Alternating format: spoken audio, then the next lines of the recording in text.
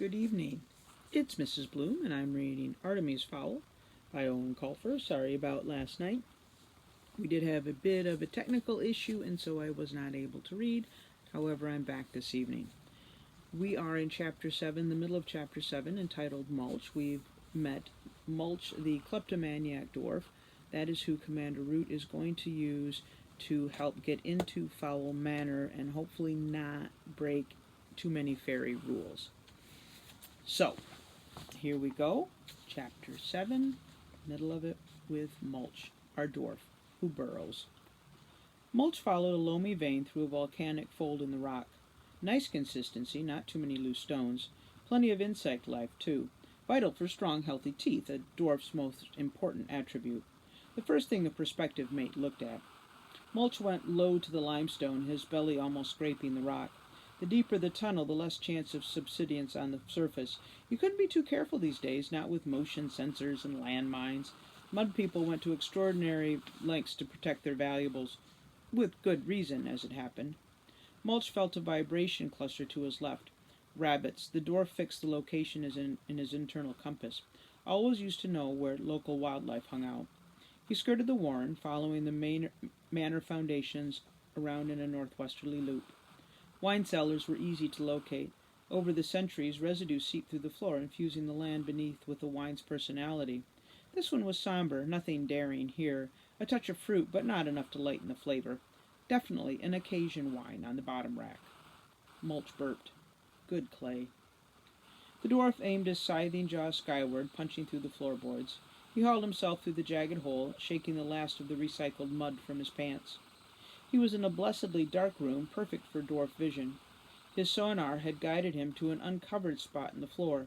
3 feet to the left, and he would have emerged in a huge barrel of Italian red. Mulch rehinged his jaw and padded across to the wall. He flattened a conch-like ear to the red brickwork. For a moment he was absolutely still, absorbing the house's vibrations. A lot of low-frequency humming. There was a generator somewhere, and plenty of juice running through the wires. Footsteps, too. Way up, maybe on the 3rd floor, and close by, a crashing sound, metal on concrete. There it was again. Someone was building something, or breaking something down. Something skirted past his foot. Mulch squatched it instinctively. It was a spider, just a spider. "Sorry, little friend," he said to the Graysmere. "I'm a bit on the jittery side." The steps were wooden, of course, more than a century old by the smell of them. Steps like that creaked as soon as you looked at them. Better than any pressure pad for giving away intruders. Mulch climbed along the edges, 1 foot in front of the other. Right in by the wall was where the wood had the most support and was less likely to creak. This was not as simple as it sounds. Dwarf feet are designed for spade work, not for the delicate intricacies of ballet dancing or balancing on wooden steps. Nonetheless, Mulch reached the door without incident. A couple of minor squeaks, but nothing that would be detectable by human ears or hardware. The door was locked, naturally, but it may as well not have been, for all the challenge it presented to a kleptomaniac dwarf. Mulch reached into his beard, plucked out a sturdy hair. Dwarf hair is radically different from human variety. Mulch's beard and head hair were actually a matrix of antennae that helped him to navigate and avoid danger below ground. Once removed from its pore, the hair immediately stiffened in rapid rigor mortis. Mulch twisted the end in the seconds before it became completely rigid. A perfect pick. 1 quick jiggle and the lock yielded. Only 2 tumblers, terrible security. Typical of humans, they never expected an attack from below. Mulch stepped onto a parquet corridor. The whole place smelled of money. He could make a fortune here if only he had the time. There were cameras just below the architrave, tastefully done, nestling in the natural shadows, but vigilant nonetheless. Mulch stood for a moment calculating the system's blind spot. 3 cameras on the corridor, 90-second sweep. No way through. "You could ask for help," said a voice in his ear. "Foley?" Mulch pointed his wired eyeball at the nearest camera. "Can you do anything about those?" he whispered. The dwarf heard the sound of a keyboard being manipulated, and suddenly his right eye zoomed like a camera lens. "Handy," breathed Mulch. "Got to get me one of those." Root's voice crackled in through a tiny speaker. "No chance, convict. Government issue, anyway. What would you do with one in prison? Get a close-up of the other side of your cell? You're such a charmer, Julius. What's the matter? Are you jealous because I'm succeeding where you failed?" Root's foul swearing was drowned out by Foley. "Okay, I've got it. Simple video network, not even digital. I'm going to broadcast a loop of the last 10 seconds to every camera through our dishes. That should give you a few minutes. Mulch shuffled uncomfortably. How long will that be taken? I'm a bit exposed here, you know. Already started, replied Foley, so get moving. Are you sure? Of course I'm sure. Elementary electronics. I've been messing with human surveillance since kindergarten. You just have to trust me. I'd rather trust a bunch of humans not to hunt a species to extinction than trust a LEP consultant, thought Mulch. But aloud he said, Okay, I'm on my way, over and out. He snuck down the hall. Even his hands were sneaky, patting the air, as if he could somehow make himself lighter. Whatever that centaur did must have worked, because there were no agitated mud people racing down the stairs waving primitive gunpowder guns. Stairs, oh stairs. Mulch had a thing for stairs. They were like pre-dug shafts. He found that inevitably the best booty lay at their summit. And what a stairway! Stained oak, with the intricate carvings generally associated with either the 18th century or the obscenely rich. Mulch rubbed his finger along an ornate banister, in this case probably both. Still no time to moon about. Stairways did not tend to remain deserted for long, especially during a siege. Who could tell how many bloodthirsty troopers waited behind each door, eager for a fairy head to add to their stuffed trophy wall? Mulch climbed carefully, taking nothing for granted. Even solid oak creaked. He stuck to the borders, avoiding the carpet inlay. The dwarf knew from conviction number 8 how easy it was to conceal a pressure pad beneath a deep shag of antique weave. He reached the landing with his head still attached to his shoulders, but there was another problem quite literally brewing. Dwarf digestion, due to its accelerated rate, can be quite explosive.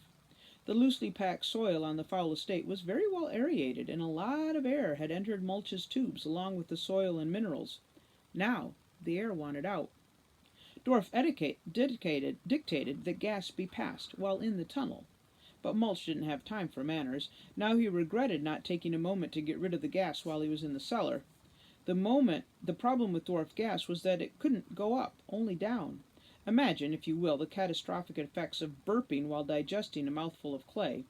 Total system backup. Not a pretty sight. Thus, dwarf anatomy ensured that all gas was passed below, actually aiding in the expulsion of unwanted clay.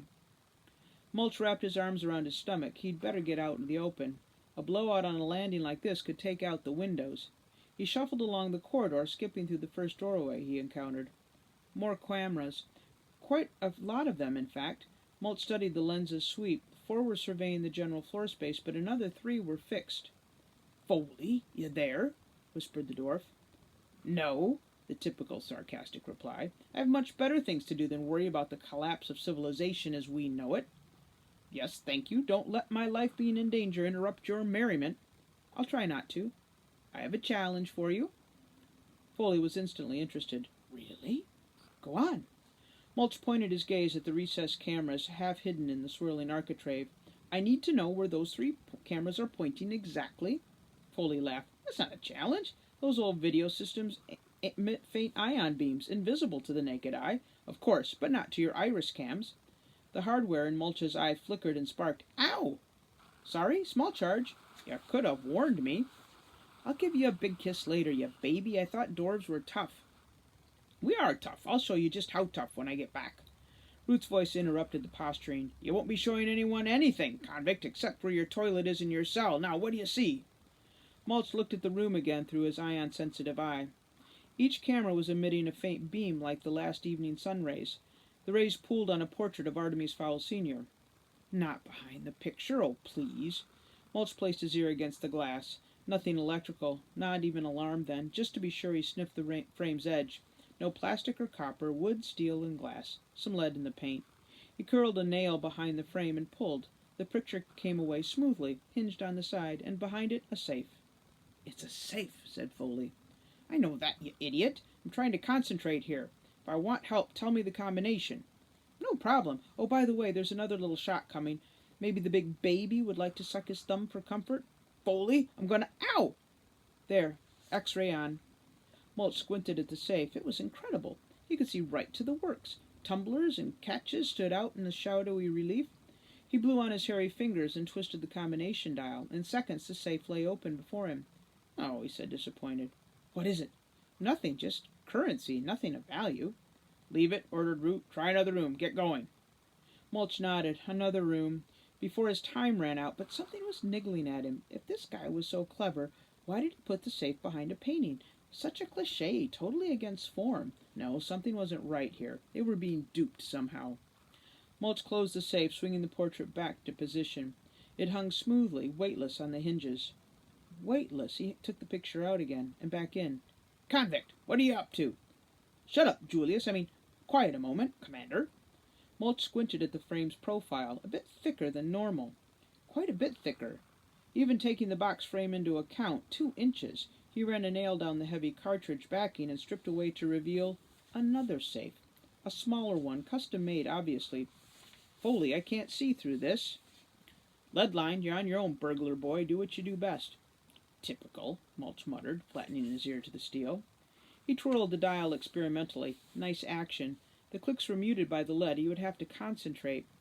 The upside was that something in this thin could only have 3 tumblers at the most.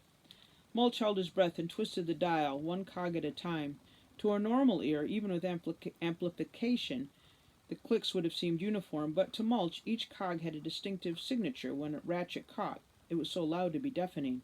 1, he breathed. "Hurry up, convict, your time's running out." "You interrupted me to tell me that? I can see how you made Commander, Julius." "Convict, I'm gonna—" But it was no use. Mulch had removed his earpiece, slipping it into his pocket. Now he could devote his full attention to the task at hand. 2. There was noise outside in the hall. Someone was coming, about the size of an elephant by the sound of it. No doubt this was the mountain man that had made mincemeat of the retrieval squad. Mulch blinked a bead of sweat from his eye. Concentrate, concentrate. The cogs clipped by, millimeter by millimeter. Nothing was catching. The floor seemed to be hopping gently, though he could be imagining it. Click, click. Come on, come on. His fingers were slick with perspiration, the dial slipping between them. Mulch wiped them on his jerkin. Now, baby, come on, talk to me. Click, thunk. Yes. Mulch twisted the handle. Nothing, still an obstruction. He rang a fingertip over the metal face. There, a small irregularity, a micro keyhole. Too small for your average lockpick. Time for a little trick he'd learned in prison. Quickly, though, his stomach was bubbling like stew in the oven, and the footsteps were getting closer. Selecting a sturdy chin hair, Mulch fed it gently into the tiny hole. When the tip reappeared, he pulled the root from his chin. The hair immediately stiffened, retaining the shape of the lock's interior. Mulch held his breath and twisted. Smooth as a goblin's lie, the lock opened. Beautiful. At moments like these, it was almost worth the jail time. The kleptomaniac dwarf swung back the little door. Beautiful work, almost worthy of a fairy forge, light as a wafer.